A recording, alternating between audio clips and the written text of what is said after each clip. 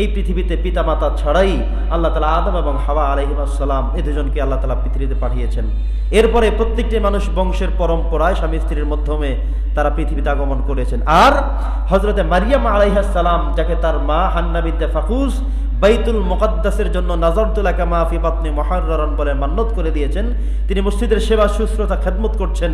আল্লাহ তাআলা তাকে পরিপূর্ণ কবুল করে চিন্তা করলেন, ওর যে চরিত্র, তাকে আমি আমার একটি পুত্র সন্তান দিয়ে দিব। সিদ্ধান্তটি ছিল আল্লাহর। আল্লাহ তাআলা সেটাই বাস্তবায়ন করলেন। তাকে বললেন যে গোলামান জাকিয়া, একটি পবিত্র সন্তান তোমাকে আল্লাহ তাআলা দিতে যাচ্ছেন।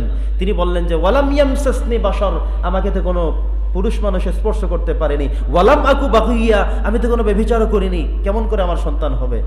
জিবরাইল আমিন বললেন ক্বালা কাযালিক, এভাবেই হয়ে যাবে। দিতে পারেন কে? স্বামী স্ত্রী দুজনে একত্রে থাকার পরেও, বছরের পর যুগের পর যুগ যাওয়ার পরেও কোনো সন্তান হয় না, এমন প্রমাণ আমাদের কাছে বহু আছে না নাই? স্বামী স্ত্রী দুজন থাকা সত্ত্বে শুধু পুত্র সন্তান হয়, কন্যা নাই। আবার শুধু কন্যা মেয়ে হচ্ছে, পুত্র হয় না। আবার ছেলেও হচ্ছে, মেয়েও হচ্ছে। আবার এমনও দেখেছি ছেলেও নাই, মেয়েও নাই। তার মানে হলো এগুলো সবকিছু দেন আল্লাহ। জিবরাইল আমিন বললেন যে ক্বালা কাযালিক, এভাবেই হতে পারে। ক্বালা রাব্বুকা হুয়া আলাইয়া হাইয়িন, তিনি তার কাছে বললেন যে টেনশনের কোনো কাজ নেই, তুমি ব্যভিচারীও না, নষ্টাও না, ভ্রষ্টাও না, কোনো সমস্যা তোমার নেই।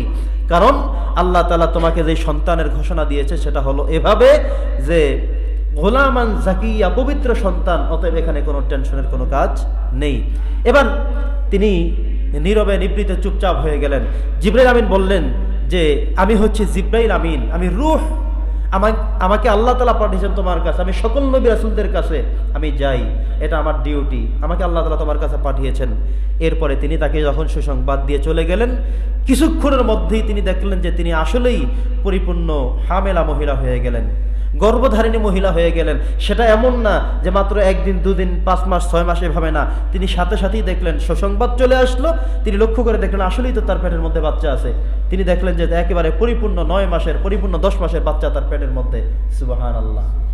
তার মানে কি বুঝতে পেরেছেন? এমন হয়নি যে জিবরাইল আমিন আসছে, মাত্র সংবাদ হচ্ছে, এরপরে একটি সাডেন পিরিয়ড তাকে পার করতে হবে, অনেক দূর যাবে, বিষয়টি এমন নয়। তিনি সাথে সাথে অনুভব করলেন যে তার পেটের মধ্যে বাচ্চা আছে, তিনি সেটা বুঝতে সক্ষম হলেন। ফাহামালাতহু ফান্তাবাযাত বিহি মাকানান কাসিয়া, তিনি বুঝতে পারলেন যে না, তার পেটের মধ্যে পরিপূর্ণ বাচ্চা চলে আসছে, প্রসব বেদনা শুরু হয়ে যাবে, এমন একটি পেইন, ব্যথা বেদনা তার হবে এমন একটি ভাব, এমন একটি পালা হয়ে গেল। তখন তিনি কি করলেন? ফাজাআহা আল মাখাদ ইলা জিজআইন নাখলা, তিনি একটি খেজুর গাছের কর্নারে চলে গেলেন, দূরে একটি দূরবর্তী জায়গায় তিনি চলে গেলেন। তিনি চিন্তা করলেন যে এমন একটি পরিস্থিতি আমার হয়ে যাবে, এমন একটি পরিস্থিতি আমার হয়ে গেল যেটা আমি কাউকে বোঝাতে পারবো না। আমি আমার বাবাকে বলতে পারিনি, মাকে বলতে পারিনি, আমি মসজিদের দায়িত্বশীল কাউকে আমি কোনো কিছু বলতে পারিনি। জিবরাইল আমিন এসে আমাকে সুসংবাদ দিয়ে গেলেন, সাথে সাথে আমি হামেলা হয়ে গেলাম, প্রেগনেন্সি হয়ে গেলাম, এখন আমার বাচ্চা জন্মগ্রহণ করবে। তিনি নিজেকে খুব লজ্জা অনুভব করলেন। তিনি নিজেকে এটাই বলে ফেললেন যে ক্বালাত ইয়া লাইতানি মিত্তু ক্বাবলু হাযা, তিনি বললেন যে মৃত্যু ক্বাবলা হাযা, যে এমন একটি ঘটনা ঘটার আগে যদি আমি মরেও যেতাম তাহলে আরো ভালো হতো, আমি যদি মরেও যেতাম তাহলে আরো ভালো হতো।